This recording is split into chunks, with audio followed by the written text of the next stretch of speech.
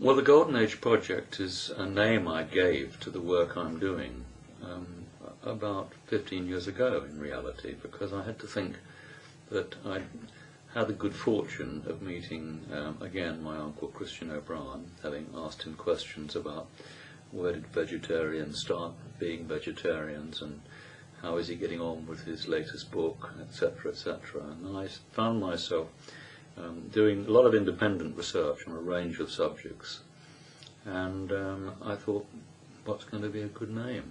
And for some reason I chose the Golden Age Project, which becomes more appropriate the more work I do and the more we move forward and look at the past. I didn't know just how important the Golden Age was in the past, and I haven't got to change my name of my research operation, if you like, in terms of the research being carried out on ancient history, which is a continuation, the good fortune of me being provided with a roadmap of time by Christian and Barbara Joy O'Brien, and being able to develop their work much further, and more importantly to fully support from other sources their incredible research on the discovery of the Garden of Eden, the sighting of Atlantis and the survey of Atlantis, Baalbek being so important, and much more besides.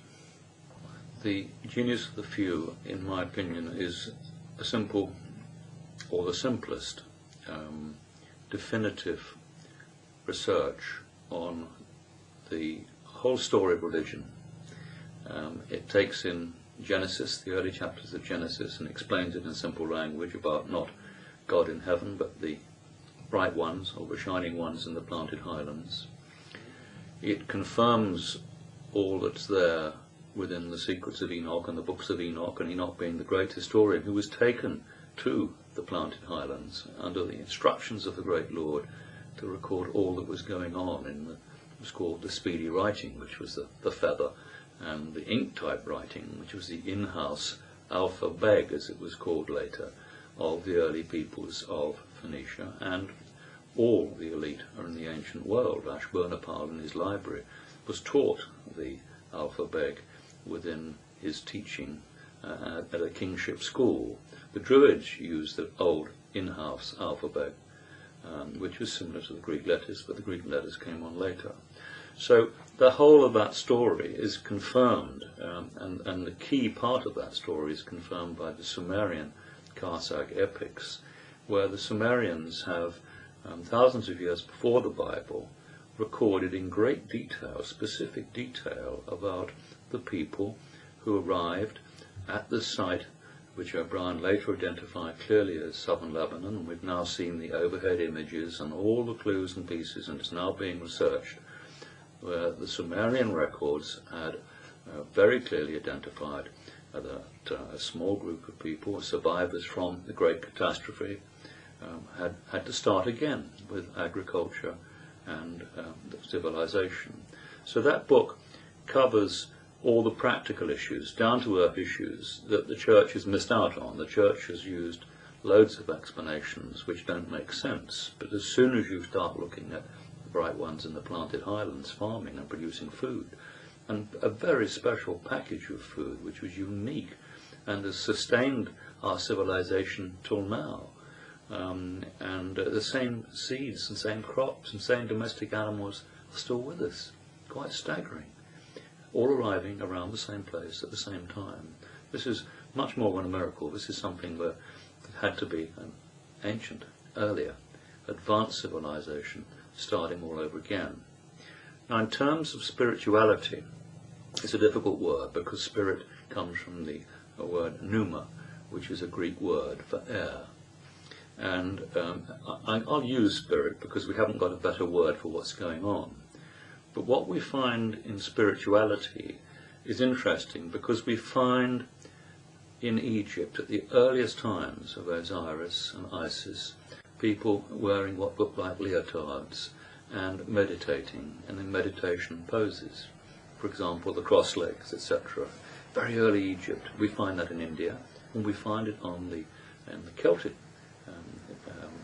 the wonderful, marvellous silver bowl, which is in fact the Druid zodiac, one of the figures, Cernus, of the antlers is sitting in a meditation position.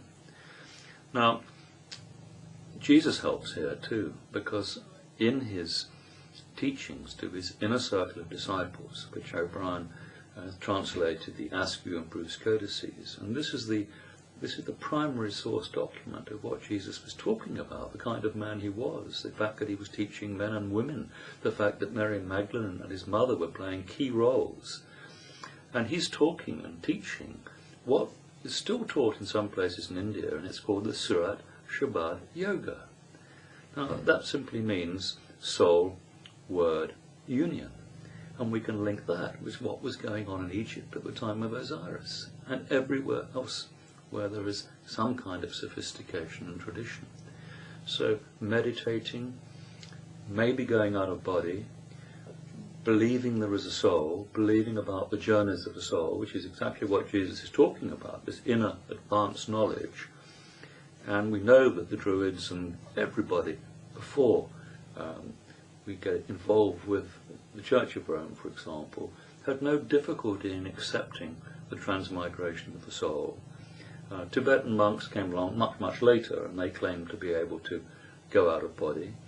I've spoken to people who, one or two people who I genuinely believe can go out of body. And so this is a new area of science. We're now told there are 25 or 26 different dimensions, maybe with sound, maybe with meditation, maybe with special skills. We can go out of body. We know that our brain, 6% of the dry matter of our brains, is made up of what are called monatomic elements. And monatomic elements can flip into other dimensions, and maybe